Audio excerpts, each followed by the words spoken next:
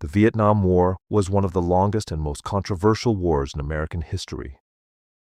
For nearly 20 years, the United States poured billions of dollars, sent over 500,000 soldiers, and used some of the most advanced weapons in the world. Yet in the end, America failed. How could the strongest military power on earth lose to a much smaller and poorer country? To understand that, we must go back to the beginning. Before America became involved, Vietnam was under French colonial rule for decades. But after World War II, a revolutionary leader named Ho Chi Minh wanted independence. He fought against France and defeated them in 1954. After that, Vietnam was divided into two parts. North Vietnam became communist. South Vietnam was anti-communist. This division would soon pull America into war. During the Cold War, America feared communism more than anything. Leaders believed if one country became communist, nearby countries would follow. This was called the domino theory. If Vietnam fell, they feared Laos, Cambodia, Thailand, even beyond, could fall too. That fear pushed America deeper into Vietnam. At first, America only sent military advisors. But in 1964, after the Gulf of Tonkin incident, everything changed. President Lyndon Johnson used it as a reason to send full combat troops. By 1968, over 500,000 American soldiers were in Vietnam. America believed its technology and firepower would crush the enemy quickly, but they were wrong. Vietnam's jungles became America's nightmare. The heat was brutal. The insects were everywhere, and the enemy was invisible. The Viet Cong used underground tunnels, hidden traps, and surprise attacks. American soldiers could not tell who was enemy and who was civilian. This created fear and confusion. The Viet Cong did not fight like normal armies. They avoided big battles. Instead, they attacked suddenly and disappeared. They used homemade traps, secret tunnels, and local villagers for support. America's bombs and helicopters were powerful, but they were fighting a war with no clear front line. That made victory nearly impossible. Then came 1968. The Tet Offensive shocked the world.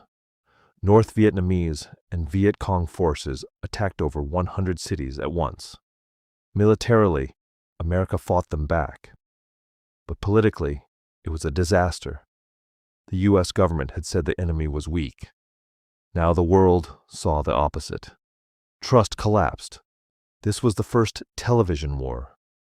Every night, Americans watched dead soldiers, burning villages, and wounded civilians on TV.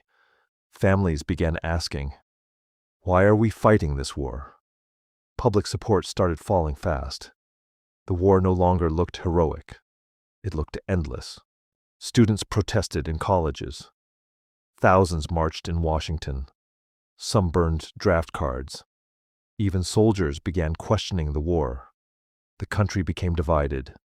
Supporters called it necessary. Opponents called it pointless.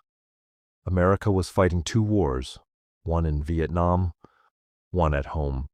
American leaders kept changing strategies. Bombing campaigns increased. Troops increased. But there was no clear long-term plan.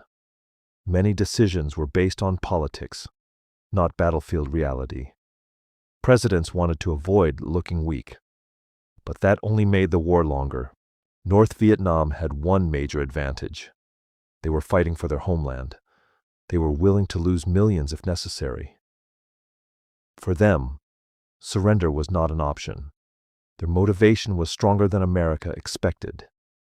This war was about survival. That made them nearly impossible to defeat. By 1969, President Richard Nixon began reducing troops. This policy was called Vietnamization. The idea was to let South Vietnam fight on its own. In 1973, America signed the Paris Peace Accords. Most U.S. troops left, but the fighting continued. In April 1975, North Vietnamese forces entered Saigon. South Vietnam collapsed. Helicopters evacuated the last Americans from rooftops. The images became symbols of defeat. The war was over. America had officially lost. The Vietnam War cost over 58,000 American lives and millions of Vietnamese lives. It showed that technology does not always win wars. Sometimes, knowledge of the land, political will, and determination matter more.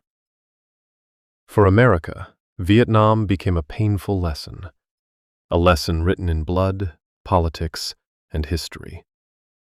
And even today, the question remains, was it worth it?